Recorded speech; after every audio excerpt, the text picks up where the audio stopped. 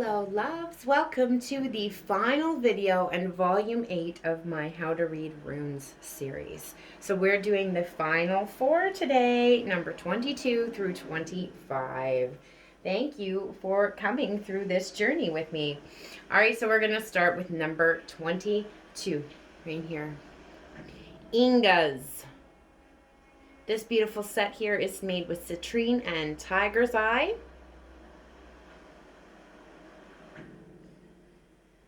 All right, which literally means seed, also process and space.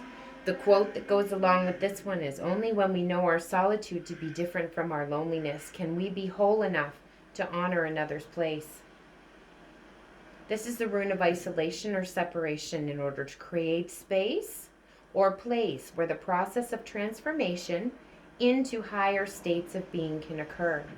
It's also the rune of gestation and internal growth, personal development, the power of suggestion, inner child, wholeness, stored energy, gestation process. Also, male mystery, so masculine energy, subtlety, and planned outbursts.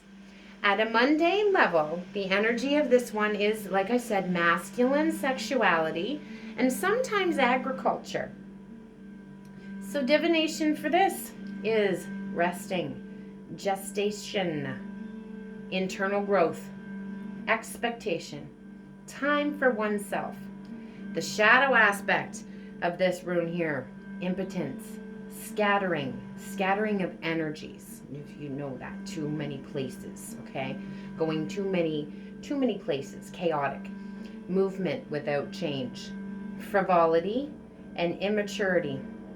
So if you wish to use this as a sigil, it governs over the energies of storage and transformation of power for ritual use, again, stored energy, meditation and centering of energy and thought, and I guess, like I said before, sudden releases of energy, so planned outbursts, and all forms of subtle creative action. Inguz is the rune of male fertility. The English language, ing, adds to any verb the idea of action, right? Doing, being, seeing. So, common elements within this are, in our most common language, use ing to infer the process of creation. So this is the potential energy that must accumulate gradually in storage before being released as a single surge of energy. It represents the process of a mental seed, desire implanted to the conscious mind, into the subconscious for incubation and gestation, later to emerge as a new creation in your life.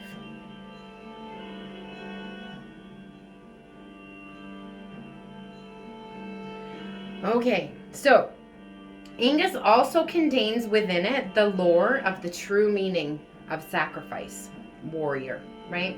Such sacrifice would occur when one form is called upon to die so that another, newly evolved form may grow in its place.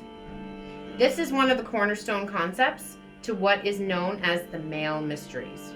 To die for something, such as a cause or an ideal, freedom, a universal theme in warrior traditions, is connected to the energies of Inguz.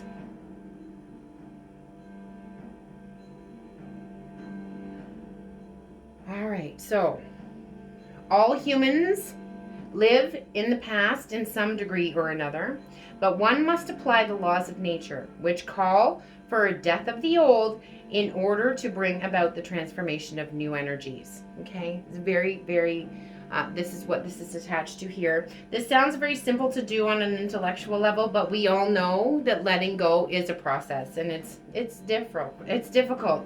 It requires masterful artistry. So Inguz signals the integration of the four selves: physical, emotional, mental, and spiritual. It's the drive towards completion and totality, and acts as a catalyst for the movement towards wholeness. All right, beautiful. And we're moving on to the next one that kind of looks like an hourglass. If you see, this set here is lapis lazuli, aquamarine, and sodalite. If you would like to order a custom set of your own, the information to contact me is below. So 23, Dagaz, so which is literally the day or dawn, also awakening.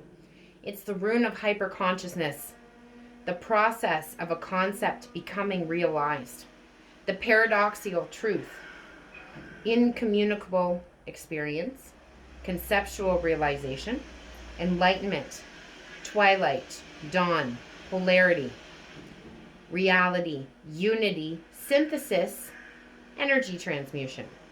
So at the mundane level, the energy for this one is another day, daylight, and the inevitability of dawn. Divination, awakening, awareness, hope, happiness, the ideal, a paradigm shift. The shadow aspect of this rune right here, lack of vision, sleep, blindness, hopelessness, cataclysmic change. So if you wish to use this as a sigil, it governs over the energies of reception of mystical inspiration, so the gifts of Odin, disappearance, an act of becoming invisible, invisibility as organizing the principle of higher consciousness, synthesis of the right brain dynamics, transformation of one thing into its opposite, and integration of female and male into complete being. So balancing of the masculine and feminine energies. So again, Manaz does this as well, but if you see, look, mirroring on both sides, identical symbols, okay?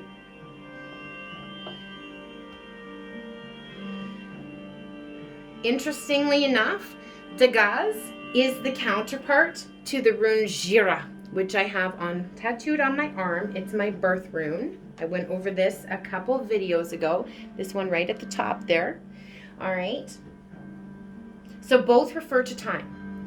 Jira as an annual cycle and Dagaz as a daily cycle. Both are runes of change. Jira is the rune of gentle change. Dagaz is a rune of bold change. For example, the bursts of light at the moment of illumination.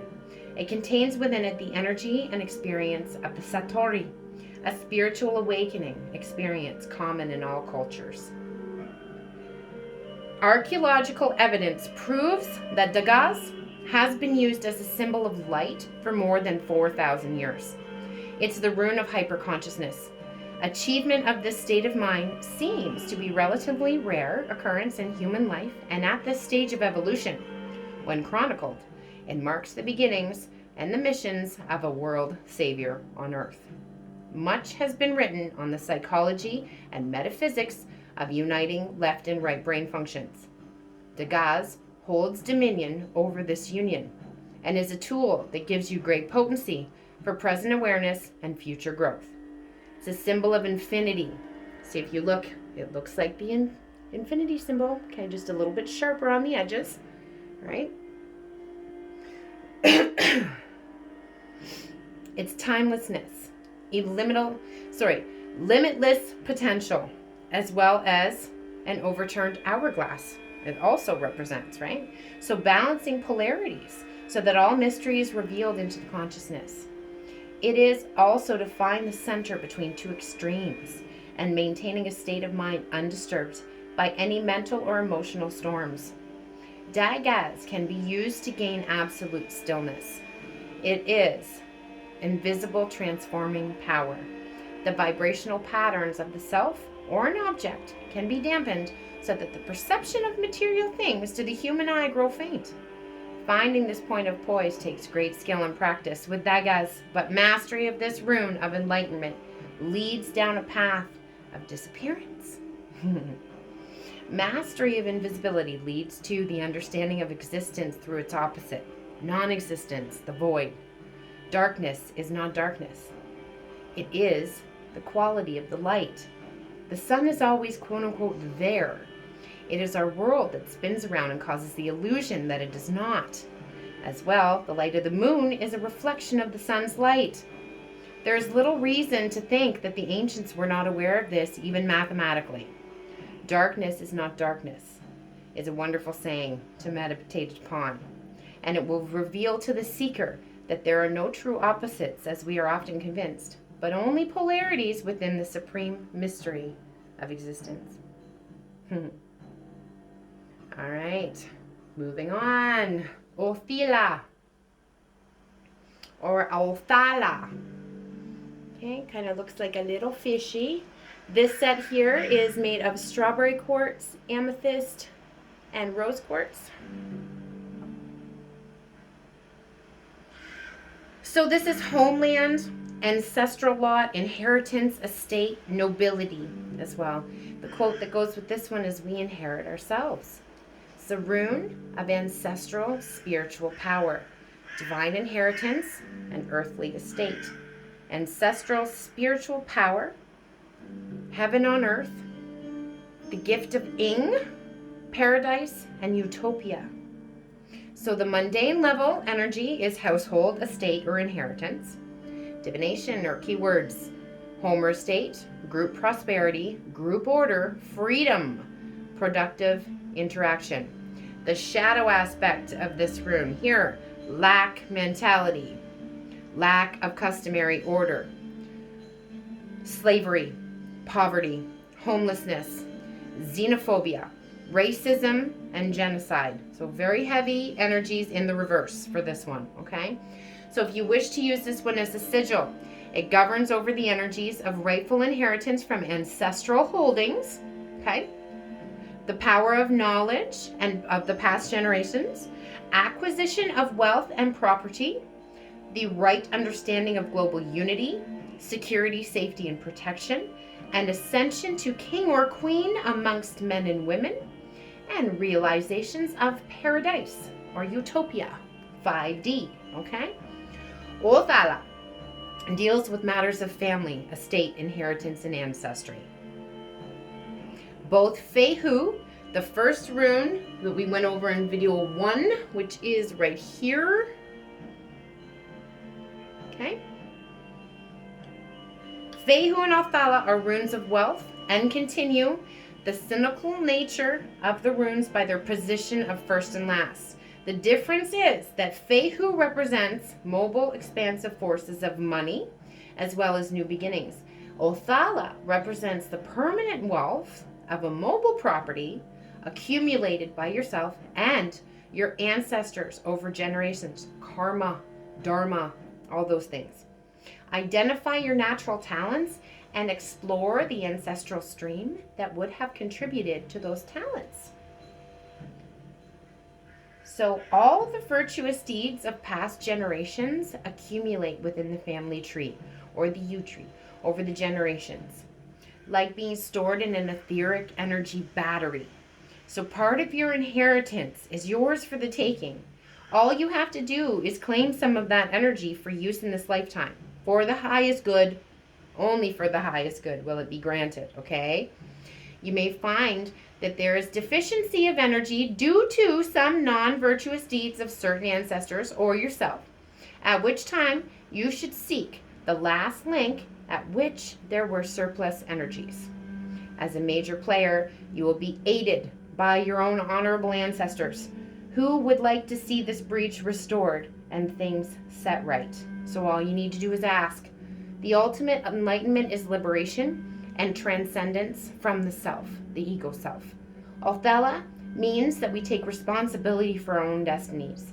The future is continual movement towards paradise, alignment of the inner compass towards heaven and earth. This rune signifies the inheritance by the whole of humanity of the planet itself, the restoration of the planet to its harmonious and sustainable state, and the inherent responsibilities thereof. It's a shift from the existential modes of existence to divine modes. This is why I believe it to be in the correct position as the final rune. So sometimes in sets you will find this in position 23 instead of 24. Okay, so either way you find it, you're still going to know what it means. All right, but I'm just letting you know that. All right. Now, really, the last and final rune is this one right here, the Blank Rune. All right. Again, this is amethyst, strawberry quartz, and rose quartz. beautiful? The blank rune is very, very simple, guys. It is a blank book. It's like when you have a journal and you've put one chapter to rest and you have that blank page ready to start anew. That's what it is. It's a new canvas for you to begin artwork or creation on. New beginnings. An allowance to co-create with spirit and limitless possibilities. Beautiful, beautiful rune to get, guys. Completely limitless. Completely. And it's a fresh start. Beautiful energy there. I really hope that you guys enjoyed this series. I certainly enjoyed making it for you. Please like, share, and subscribe as it really helps the channel. And again, if you would like to order a beautiful set of these customized runes, the information to contact me is below. I'm wishing you so much love, light, magic, blessings, and of course, witch third eye kisses. MsMerlin, the good witch in the north out. J'adore.